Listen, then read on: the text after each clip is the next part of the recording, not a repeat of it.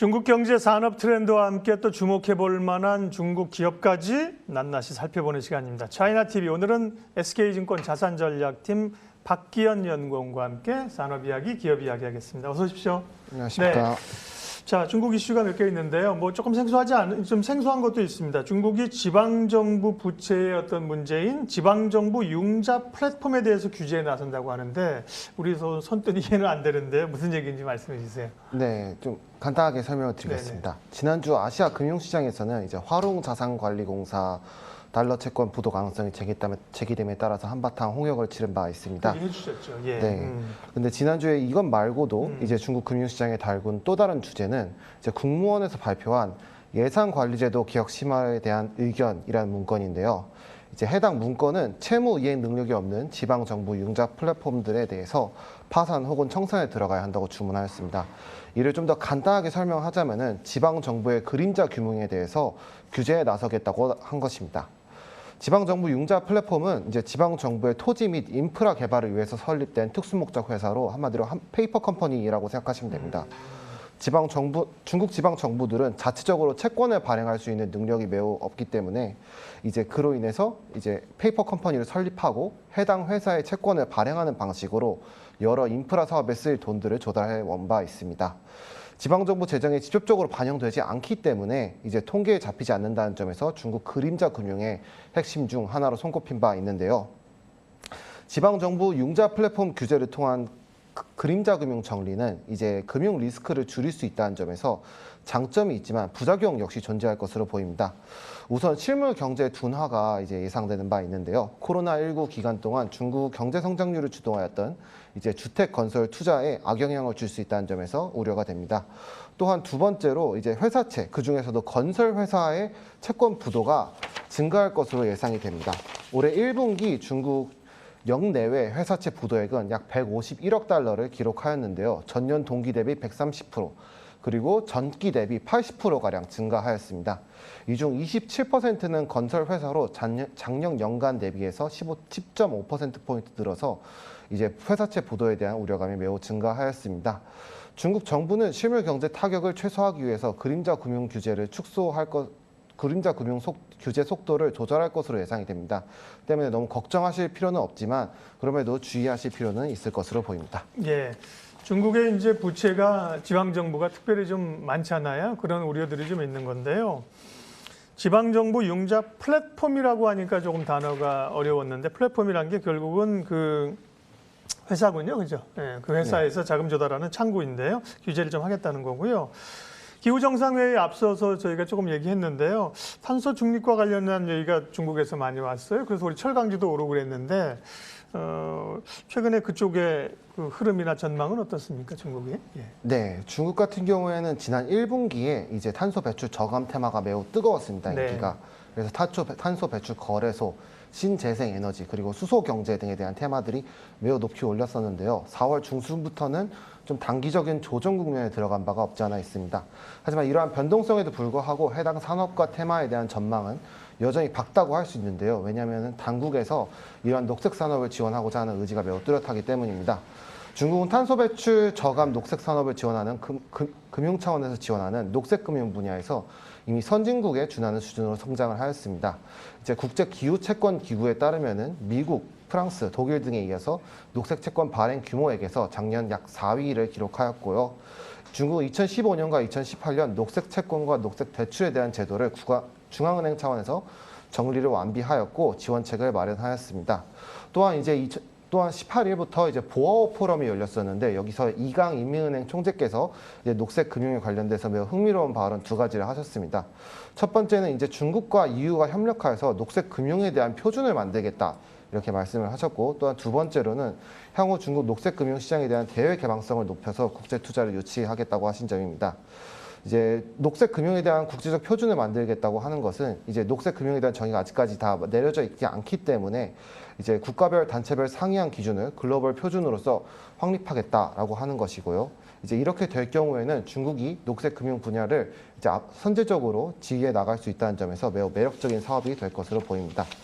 또한 이제 녹색 금융 시장을 활용한 대외 투자 자금 유치에 나서겠다고 했는데 현재 이제 코로나19 이후 전 세계적으로 ESG의 중요성이 강조된 상황에서 중국을 제외한 다수 신흥 시장은 기후 변화 대응과 ESG 기준에 부합하는 채권 시장 조성에 어려움을 겪고 있습니다. 이제 신흥국에 유입된 자금이 유한하고 각국의 투자 유치 경쟁이 치열하기 때문에 투자 유치에 있어서 향후 중국은 이제 중국과 비신국 간의 격차가 더욱 벌어질 것으로 예상할 수 있습니다. 때문에 인민은행은 이러한 ESG 시류에 발맞춰서 추가적으로 금융시장을 더욱더 개방해서 더 많은 외인 자금을 유치하고자 하는 것으로 보입니다. 네, 중국 경제 핵심 이슈들 살펴봤고요. 이어서 유망 기업 알아보겠습니다. 오늘 어떤 기업인지 김다은 앵커 소개해 주세요. 네, 차이나TV 종목 탐색 시간입니다. 먼저 오늘의 종목 화면 통해서 만나보시죠. 사진을 보시면 나 이거 알아 싶으신 분들 많이 계실 텐데요. 반찬 만들 때 이거 하나면 뚝딱이라는 그 굴소스 기업 해천미업에 대해서 살펴보도록 하겠습니다. 중국에서 시가총액이 가장 높은 것 중 음식료 중에서는 귀주모테주와 오량액이 있는데요. 그다음 3등 기업이 바로 이 해천미업입니다. 10년 이상 1등을 유지하고 있을 만큼 굉장히 큰 규모의 기업인데 인지도뿐만 아니라 유통 채널도 굉장히 넓고요. 상품성도 굉장히 좋기 때문에 경쟁력을 굉장히 확보하고 있는 기업이라고 볼 수 있겠습니다. 우리 코로나19로 외식이 많이 줄어들었었잖아요. 그래서 오히려 해천미업의 굴소스는 더 많은 판매량을 자랑하고 있다고 하는데요. 다음 페이지를 통해서 매출에 대해서도 한번 살펴보도록 하겠습니다. 해천미업 시가총액 93조 5,900억 원 정도 보여지고 있습니다. 2017년부터 2020년까지 매출이 매년 15% 넘게 증가를 하고 있는 상황인데요. 2020년 4분기에는 9,800억 원 정도 집계되고 있습니다. 한국에서는 샘표 간장이 가장 유명하죠. 그래서 샘표를 골라봤는데요. 시가총액은 1,500억 원. 아쉽게도 샘표는 매출이 지난해 조금은 부진했더라고요. 2020년 4분기 기준으로는 790억 원 정도 나타나고 있습니다. 그리고 나스닥의 케찹으로 가장 유명한 회사 크래프트 하인즈를 가지고 왔습니다. 시가총액은 56조 정도 나타나고 있고요. 매출은 7조 1,900억 원 정도 집계되고 있습니다. 이렇게 오늘의 기업에 대해서 살펴봤습니다. 예, 그러게요. 중국 다녀오신 분들 다은 앵커가 말씀하신 것처럼 굴소스 선물 하나씩 주는데 그런 걸 만드는 회사군요. 해천미업에 대해서 투자 포인트 좀 잡아주십시오, 연구원님. 네, 간단하게 소개를 먼저 드리고 네, 바로 투자 포인트로 좋습니다. 넘어가도록 예. 하겠습니다. 예. 이제 해천미업은 중국 최대 조미료 생산 및 판매 기업인데요. 네. 간장, 굴소스 및 복합 조미료를 생산하고 있습니다. 중국 내수를 대표하는 기업 중 하나로 이제 조미료 업계의 귀주 모태로 불리고 있습니다. 역사가 매우 깊은 기업이기도 한데요. 그 연원이 이제 청나라 시대까지 내려갑니다. 예. 이후 1955년에 이제 국영 기업으로 설립이 되었는데 95년에 민간 기업으로 전환한 이후에 한 번도 간장 시장의 선도를 놓쳐본 적이 없습니다. 또한 추후 진출한 굴소스 시장에서도 역시 시장 점유율 1위. 시장 점유율 40%가량을 점유하고 있는데요. 연간 실적으로는 작년에 코로나19로 인해서 시장이 매우 악화되었음에도 불구하고 매출액이 15% 그리고 순이익이 20%가량 늘면서 매우 선방하는 모습을 보였습니다. 이제 제가 첫 번째 투자 포인트로 꼽은 해천미업의 첫 번째 투자 포인트는 이제 해천미업이 가지고 있는 가장 넓고 강력한 유통 네트워크입니다. 해천미업은 면적이 우리나라 도 정도 크기인 중국의 G급 행정구역 기준으로 전국 100%를 커버하고 있습니다. 또한 제품을 취급한 대리점 수만 해도 7,000여 개가 넘으며 제품을 직접적으로 판매하는 소매 유통점 수가 50만 개에 이릅니다. 때문에 중국 전체 소비재 기업 중에서도 이 정도로 방대한 유통 네트워크를 보유한 기업이 손에 꼽기 때문에 매우 경쟁력이 있다고 할 수 있고 해천미업과 직접적으로 경쟁하고 있는 조미료 업계의 2위에서 5위 기업들 같은 경우에는 아직까지 연고지에 기반한 지역 강자로 불리는 경우가 많습니다. 또한 이제 외식 기업들에 대한 매출액이 매우 높은 편인데요. 해천미업은 이제 조미료 중 이제 중국 외식 업계를 평정한 바 있습니다. 중국에서 생산되는 조미료의 40%는 외식 업계에서 그리고 30%는 가정에서 나머지 30%가 공업용으로 이제 소비되고 있는데요. 해천미업은 매출액의 60%가 외식에서 발생하고 있습니다. 외식에서 발생하기 때문에 유통 그리고 이제 마케팅 비용 측면에서 매우 유리한 고지를 점유하고 있다고 할 수 있겠습니다. 예, 대단하네요. 이게 상에 상장이 되어 있는 것 같습니다. 해천미업은. 네. 우리가 이럴 때 하는 얘기가 14억 인구가 이렇게 먹으면 그죠? 또 음식 되게 좋아하나요, 중국 사람들. 실적은 어떻게 나오고 이제 그 좀 해주세요. 네. 네. 실적 같은 경우에는 연간 실적 같은 경우에 말씀드렸기 때문에 이제 좀 간단하게 넘어가도록 하고 이제 브랜드 인지도 차원에서의 이제 실적을 말씀드리도록 하겠습니다.